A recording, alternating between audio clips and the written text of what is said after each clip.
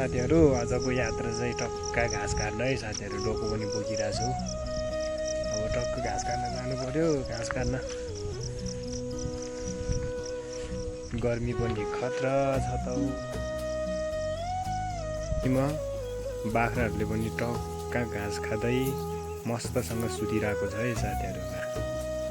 हेर्नु त, ओहो आनन्द छ यिनीहरूको जिन्दगी। खाने बस्ने सुत्ने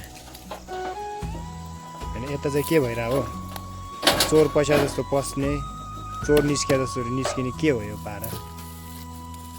घाँस काट्न जाँदै हो साथीहरू। घाँस काट्न जाँदै घाँस काट्नु पर्यो।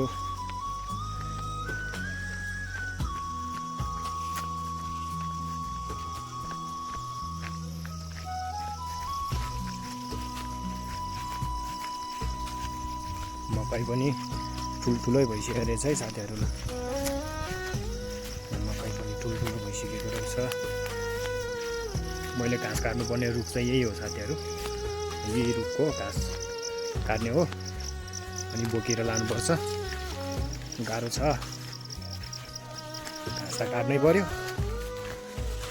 अब यही रुखको घाँस काट्ने लाने हो साथीहरू। आज के हो यार, गर्मी त खतरा बढिरहेछ त।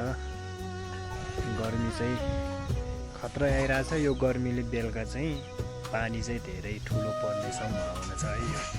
फाइनल्ली मैले चाहिँ घाँस काटेर नि तल झारिसकेको छ है साथीहरू।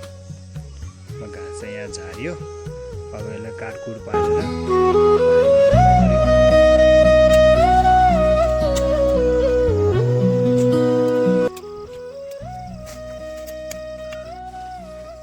घाँस काटेर चाहिँ सकियो साथीहरू। यो घाँसको भारी चाहिँ बुढीले बनाउँदैछ। अब यो भारी बोकेर जानुपर्छ। अब बुढीले बनाएर दिन्छ घाँसको भारी।